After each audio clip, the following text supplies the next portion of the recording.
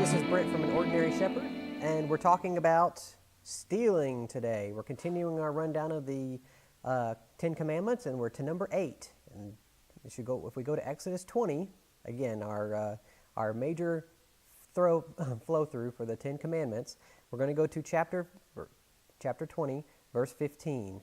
You shall not steal, or as the King James puts it, thou shalt not steal. Okay, so I guess it helps to know what stealing is. Okay, and I think that's one of those things that transcends language, as long as you have some idea of personal property, and it's basically to take something that doesn't belong to you without the permission of the person who owns it. Okay, that's the basic definition of stealing. But we're going to throw some other things in here too, because the Bible has, not quite a bit, but it has some other things to say about property and wages and these sorts of things and money. We'll kind of throw some money stuff in here. And so if we look at Leviticus, actually, let's jump a little bit further down to Exodus, okay? We're in 22. We'll stay in 22, and we'll go to 25 to 27.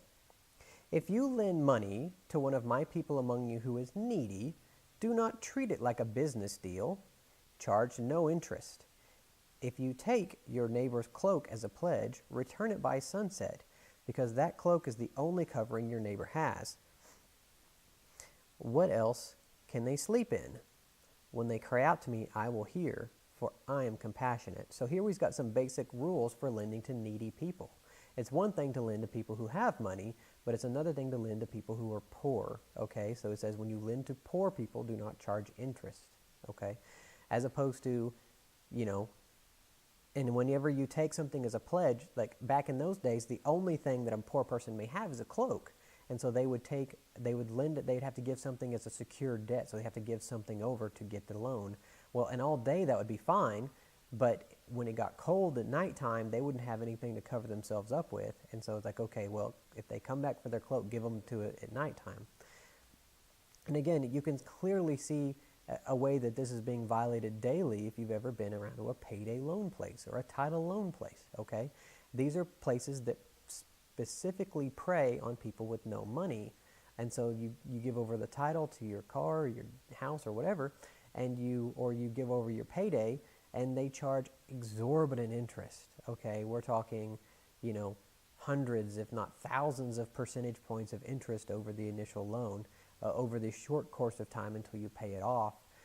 And so this is, again, one of those clearly sinful things. People make lots of money doing it, and I'm sure they're happy they're making lots of money doing it. But if you're a Christian and you run a title loan place, you may want to look a little bit more into your relationship with God and to pray about whether this is something that He wants you to do.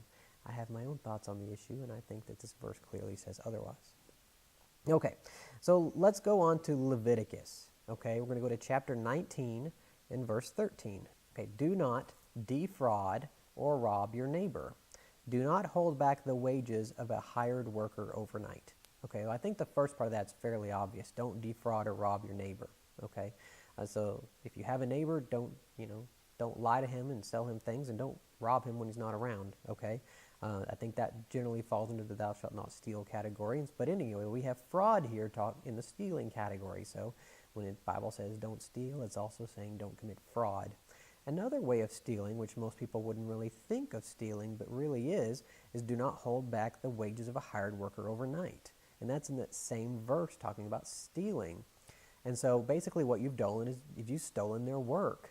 You've stolen their labor because they have given you labor and you have not given them the money. Now again, when it says this, it says do not hold back the wages overnight.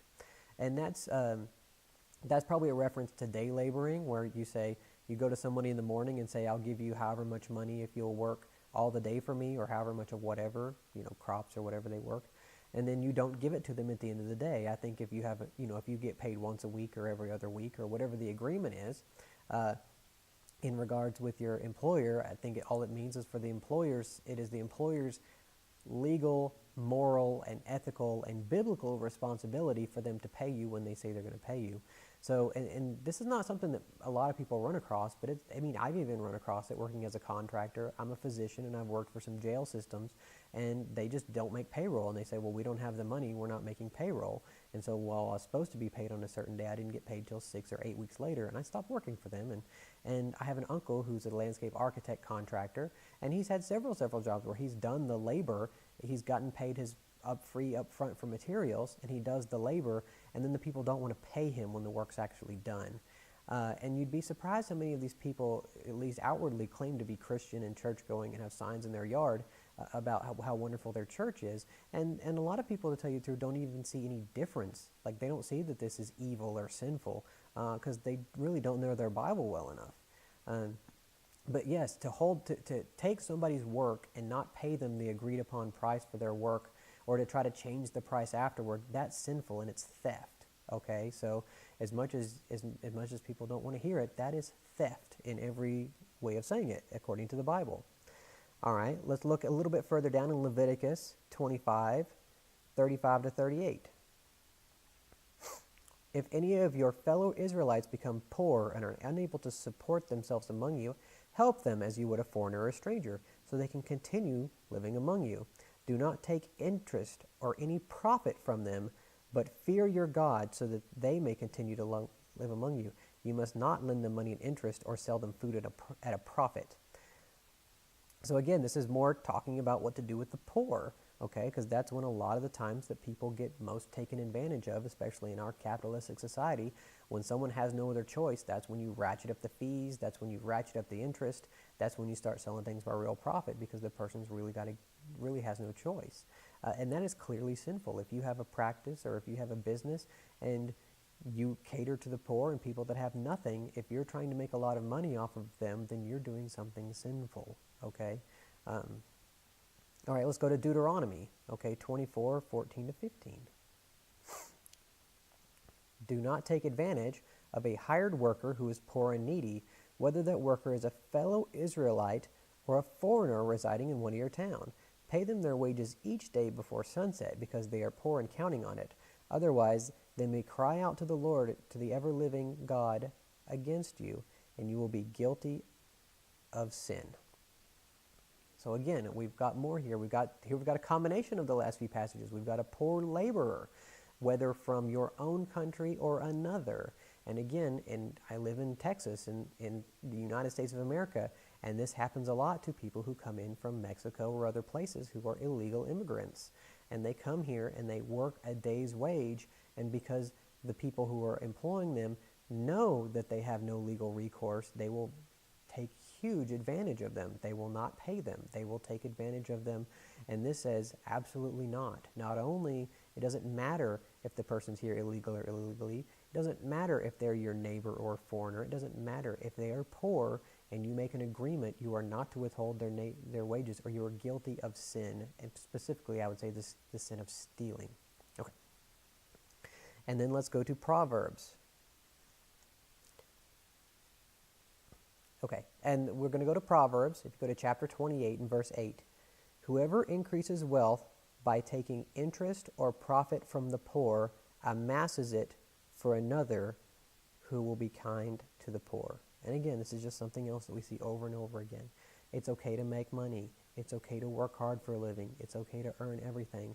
But if you're getting rich off of the back of the poor, and you're taking profit from them, and you're exploiting them, God is going to notice, and that money is going to go to somebody who doesn't do those things. So again, we see a lot about stealing. Now again, there's no excuse in here to to steal from a rich person. Okay, that is also not allowed. So you can't take the money. A poor person can't go to a rich person and steal from them. That is not acceptable either. They can't take something that doesn't belong to them without permission. That's clearly against that. And I think most people think of that very quickly when we think about stealing.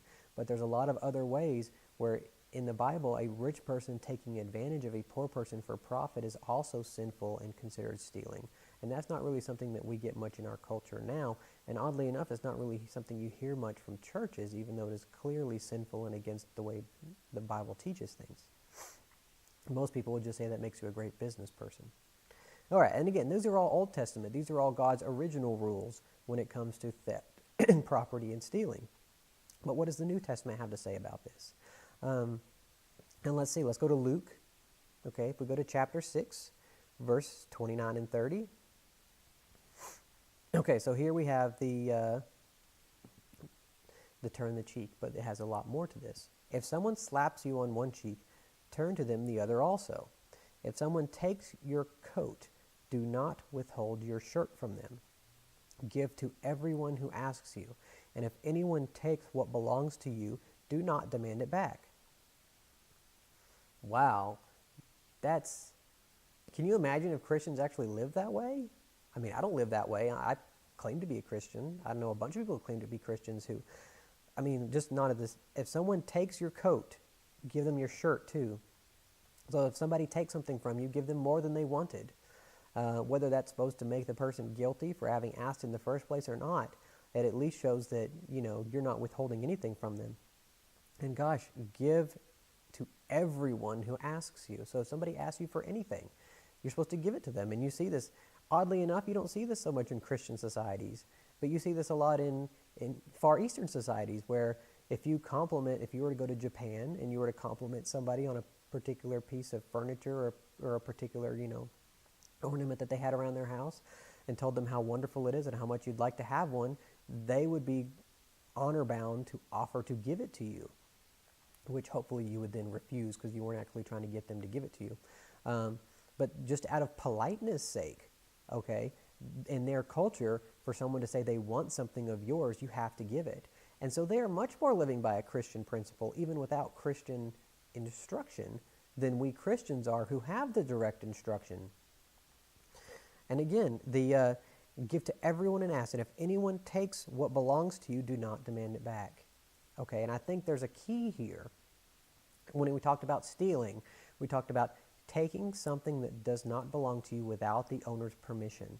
And that makes you a thief, and that means you are stealing, and that is a sin. But of all the sins that could possibly be committed, this is the one that people have power over. You can prevent, if you're a Christian, you can prevent someone else from sinning 100% of the time when it comes to theft. Because if somebody asks you for something or if somebody takes something from you, you let them have it. And then what? It's not stealing anymore, okay? So that person has not committed a sin. There's no other sin I can think of, and hopefully maybe somebody will correct me, where a person like a Christian can completely absolve sin and guilt before it even happens, okay? You can't necessarily, give your wife to say it's okay for somebody to sleep with their wife and make it not adultery because God has made you one flesh, and so it's not really your choice anymore. You can't say, your father and mother can't say it's okay to disrespect them. There's no way to interpret it that way. God can't say it's okay to take his name in vain. None of the other sins that we talk about on here, you can't say it's okay to murder me, so don't, but the only thing you can say is, listen, it's not mine anymore, it's his. If you gift, the complete opposite of theft is giving, and you always have that option. So if a cop comes to me and says, hey, we found this person with your car, 2 cities away,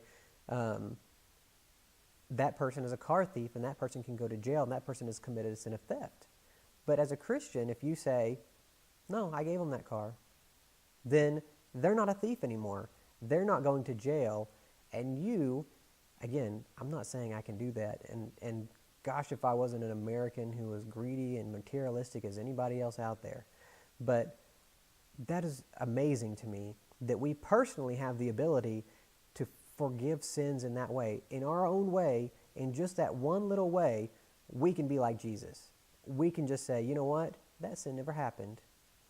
That sin never happened. That person has no guilt. Because it's not theft if I give it to somebody. So if someone breaks into my house at 2 a.m. and they don't hurt me or my family, but they take our things, if I give those things to that person, other than the breaking and entering, I guess, that person has not committed sin. You know what I mean? If somebody comes in and holding me at gunpoint, I guess would be a sin. Breaking into my house would be a sin. But as far as the actual taking of the item, if I'm at work and somebody breaks into my car and steals it, and we find out who it is, and I'm able to tell them, no, now that's your car, you apparently needed it more than I did, well then that person has not committed a sin. I have at that point personally been able to act exactly in the role of Christ did for us, at least in that tiny, tiny little way, and forgive that person of a sin. And so now they are washed clean of that sin. They no longer have to have guilt over what they've done. They know their own intention. so they may still have the guilt, but they don't have to carry the burden of that sin because there was no sin done. And to me, if we are Christian, the whole point is to live a life like Christ.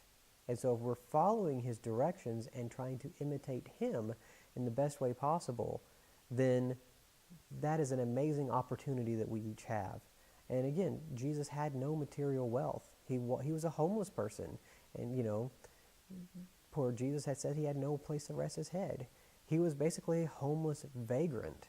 So he never had nice things. So I'm sure people didn't try to steal from him very often. But I bet if anybody ever asked him for anything, he turned around and gave it to them. And so, again, this is just one small way in which we can be like him. All right. Thanks again for listening. This was our talk on theft. The next one that comes out will be regarding false witnesses, and so we get into the whole justice system of the ancient world, at least in the Bible. Thanks for watching, and if you have any comments, just post them below. And y'all have a great day, and be blessed. Bye-bye.